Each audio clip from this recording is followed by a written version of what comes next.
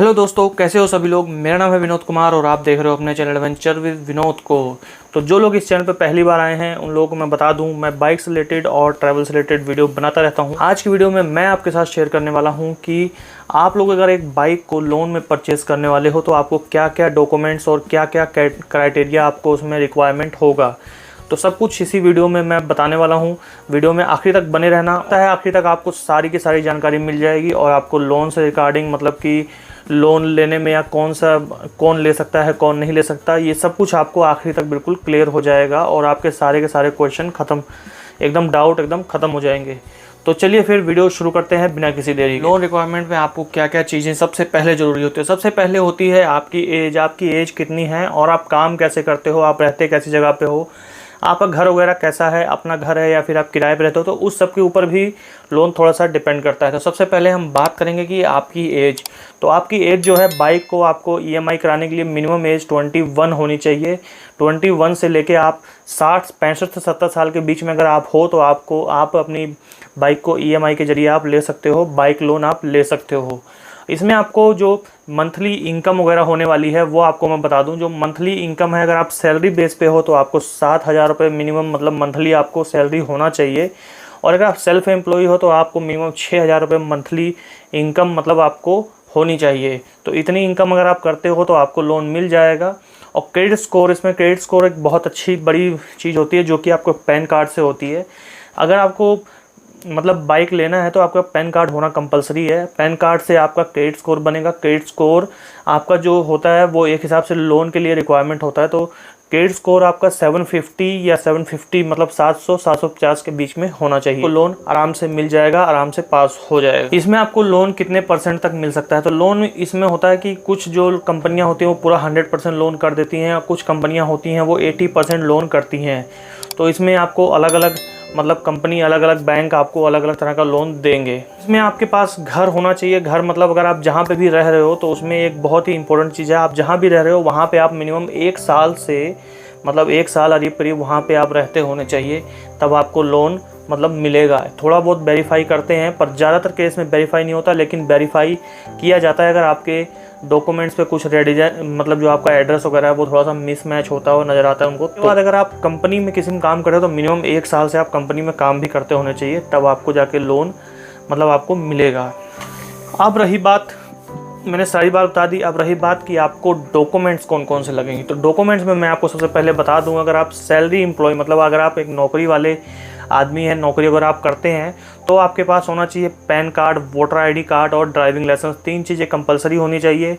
और इसमें आपको एड्रेस प्रूफ के लिए आपको जो होता है वो आपको आप बिजली का बिल दे सकते हो अपने, और आप पासपोर्ट वगैरह आप दे सकते हो। आधार कार्ड भी आपका चल जाएगा और साथ ही साथ में वोटर आईडी कार्ड भी आपका चल जाएगा। तो ये जो डॉक्यूमेंट्स मैंने बताए हैं आपको दोनों क्राइटेरिया में अप्लाई होता है। जो जैसे आप सेल्फ अपना कोई काम करते हो या फिर आप सैलरी पे हो तो दोनों में सेम काम करता है। और आपको इसमें इनकम प्रूफ दिखाने के लिए आपको क्या क्या देना पड़ेगा। तो इनकम प्रूफ भी ज़रूरी होता है। इससे आपका पता लगता है कि आपकी कितनी सैलरी है मंथली, आप कितना कमाते हो साल में।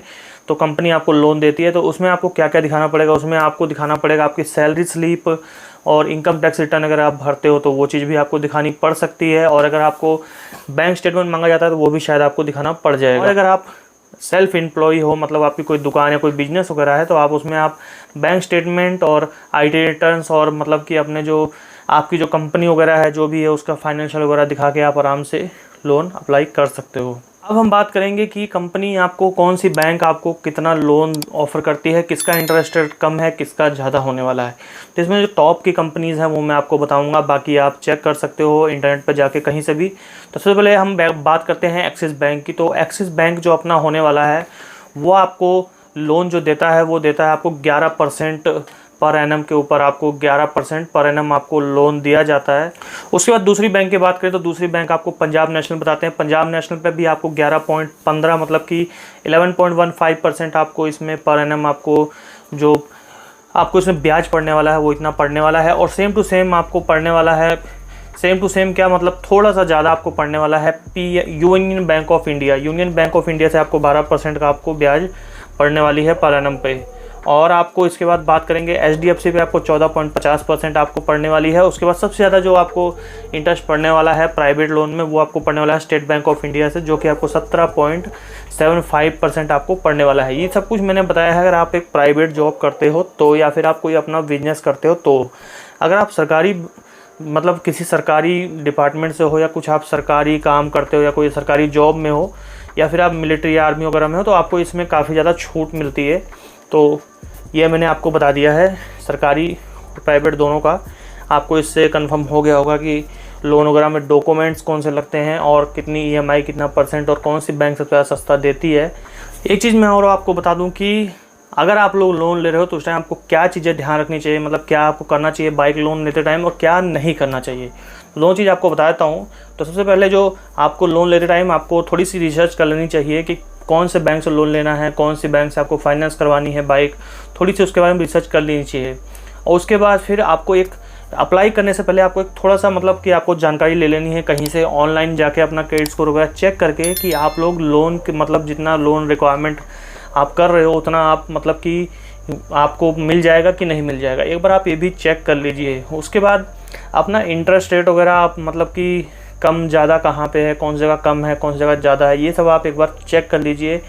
और उसके बाद आपको करना है कि मतलब आपकी जो प्रोसेसिंग फ़ीस वगैरह, जो हिडन चार्जेस वगैरह हैं लोन में, वो सब कुछ आपको एकदम देख लेना है। तो आपको ये 4-5 चीज़ें मैंने आपको बता दी हैं। आपको जो डॉक्यूमेंट्स हैं वो सारे के सारे सबमिट करने हैं बिना किसी फेलियर के। फेलियर मतलब कि कोई भी डॉक्यूमेंट उसमें फ्रॉड या फिर कोई भी डॉक्यूमेंट फेक या नकली नहीं होना चाहिए। आपको उसमें एकदम परफेक्ट मतलब सब कुछ आपको कंप्लीट करना पड़ेगा।